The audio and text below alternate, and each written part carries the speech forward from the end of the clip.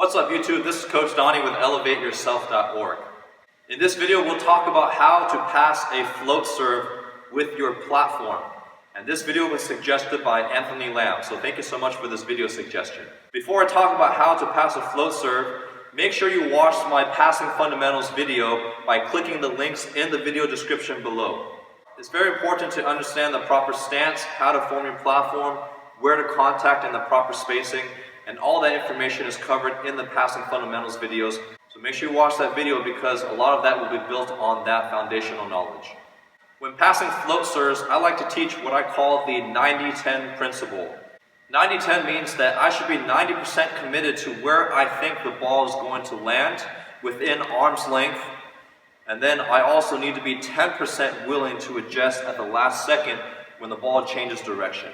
So that's what 90-10 means. Let's talk about how to read a float serve. If someone is serving at you this way, you have to start moving by the time the ball reaches the first 10-foot line.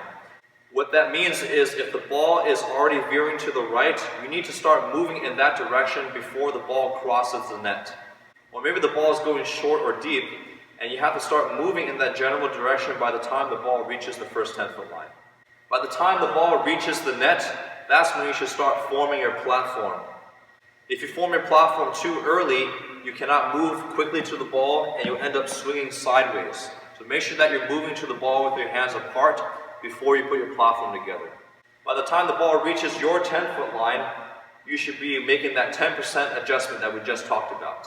In review, when someone is serving this way, when the ball reaches the first 10-foot line, you should already be moving toward the direction where you think the ball is going to land. By the time the ball reaches the net, you should be forming a platform being ready to pass the ball. And by the time the ball reaches you or the 10-foot line, you should be willing to make that 10% adjustment. A great drill to practice that 90-10 reading ability is to have someone serve float serves at you, and you can practice reading and catching the ball in your medium posture, just like you would do with your down balls and free balls in the Passing Fundamentals video. The reason why it's important to learn how to catch first is reading is really the biggest challenge of passing a float serve. You want to read and not react to the serve. Oftentimes when people pass, when they get caught up here in the chest, is because they're just reacting. They're depending on their athleticism to be able to react fast enough, but the reality is float serves will change direction. Let's say I start my passing position in serve receive here. If I think the ball is going to drop there, I need to make sure I move to the ball as early as possible, and then maybe the ball might change direction, so I might have to make my last minute adjustment. But this adjustment is a lot easier to make than this adjustment. And that's the most common mistake that people make when they're passing float serves, is they don't read, they just react to the serve. For example, if I start close and I see that the ball is going deeper, instead of moving back, they just stand there and just hope that they can get the ball and swing their arms or react with their hands. Or maybe I'm starting deeper and I see that the ball is shorter. Instead of moving to the ball first, as early as possible, they just stay here and hope that they can touch the ball from there. And that's why I call it 10-90. You're just reacting to the pass versus 90-10, reading as best you can, and then making that small adjustment at the end. And sometimes you might have to stand up at the last second to get a better platform position, or you might have to shoot to the side a little bit, off center, to get that 10% adjustment.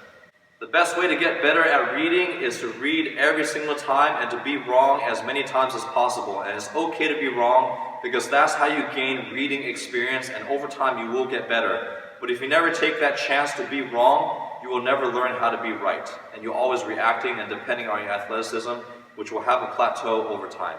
Another common mistake that people make when they're passing float serves is they break their platform or they separate it too often.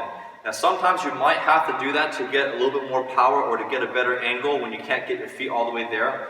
But majority of the time you got to keep your platform as solid as possible. Even if I'm in an awkward position, if you just keep it solid and freeze to your target, more often than not the ball will go in that general direction and you'll pass a lot better than just flicking your arms or breaking your platform too often.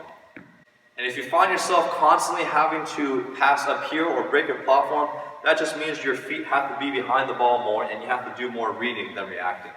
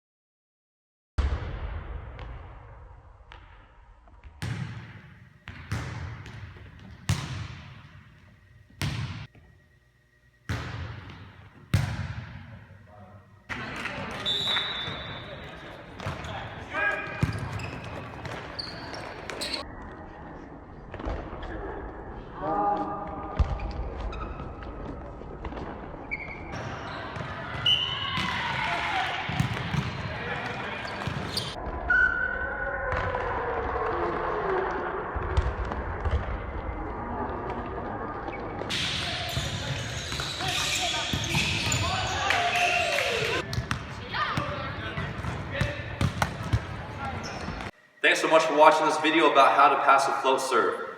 If you have any other video suggestions regarding athletic training, volleyball, or fitness, please leave them in the comments below. Otherwise, I'll see you guys in the next video.